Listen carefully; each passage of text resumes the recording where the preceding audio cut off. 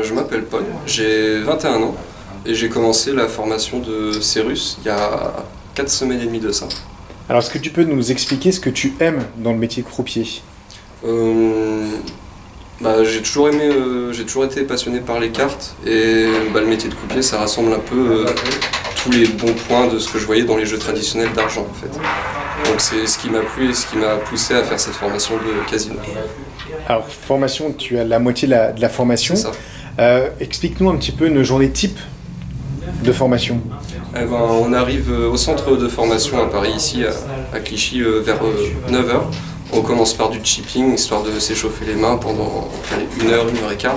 On va faire des coupes, du picking, etc. Et ensuite, on va commencer les simulations de jeu, par exemple là, des simulations de roulette anglaise, des simulations de blackjack, de hold'em poker. Et on voit tous les petits détails que les croupiers doivent connaître par cœur et pour être bien rigoureux dans son travail. Donc c'est surtout une formation basée sur la pratique. Donc tous les matins, ce que tu appelais le chipping, le cutting, le picking, etc., c'est ce qu'on appelle de la manipulation. C'est ça. Donc c'est ce qu'on voit actuellement à l'image. Donc là, Paul, qu'est-ce que tu es en train de faire?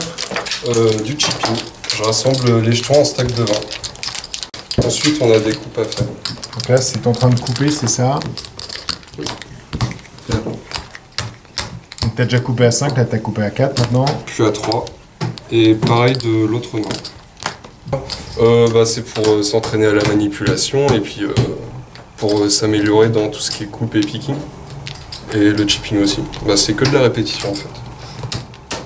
Comme un sportif, on va s'échauffer les doigts en fait, c'est ça? C'est ça. Parce qu'au début, tu avais mal aux doigts?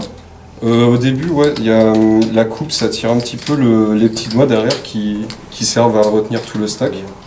Et le picking, ça va surtout être l'index et le majeur qui vont prendre la coupe. Ça va tirer un peu au début, le temps qu'on s'habitue aux nouveaux mouvements, parce que c'est pas des mouvements qu'on a l'habitude de faire dans la vraie vie, quoi. Donc picking à 2 et ensuite picking à 3. Donc ça, pareil, c'est pour s'entraîner en fait à la manipulation. C'est ça. C'est quelque chose qu'on va pas faire en vrai dans le casino, mais en tout cas, ça nous apprend les jetons, à manipuler les jetons, à gagner en précision. Qu'est-ce qui est le plus dur pour toi dans cette manipulation du matin? Je dirais que c'est plutôt le picking. Parce que il faut être rigoureux, il faut toujours avoir les mêmes coupes de jetons et il faut toujours avoir le même mouvement aux deux mains en fait. Donc on n'aura pas de main faible ni de main forte, il faut que les deux mains soient équivalentes. Alors on va te regarder aussi, on voit quelques images de toi à la roulette. On va écouter d'ailleurs puisqu'on te pose une question sur le calcul. 94 pièces. Alors qu'est-ce qui est le plus difficile à la roulette pour toi? Le plus difficile, ça doit être le calcul des paiements. Le calcul des paiements? Oui. Et pourquoi c'est difficile alors pour toi? Parce qu'il faut savoir combien fait ce paiement-là. Par exemple, le paiement des jaunes, ici, on a un paiement qui est à 50, plus 17, 67, plus 11, 78. Et donc, il faut savoir comment payer 78 pièces. Donc ici, pour 78 pièces, j'ai sorti 80 pièces. Et je vais en crayonner 2 du premier stack, qui est vers les joueurs. Donc, je viens de crayonner 2. On justifie main intérieure, 20, 40, 60 et 18, 78 pièces à 5 €, soit 59. 59 pièces à 5 €. Soit 390 €.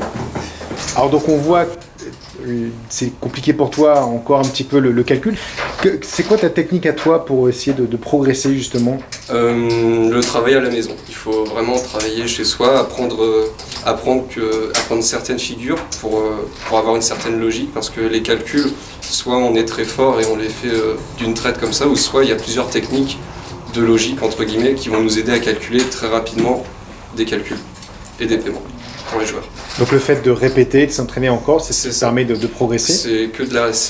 C'est exactement ça, c'est la répétition qui nous permet de nous améliorer en fait. Il y a 4 semaines, quand tu as débuté, est-ce que tu t'imaginais maîtriser tout ce que tu maîtrises aujourd'hui?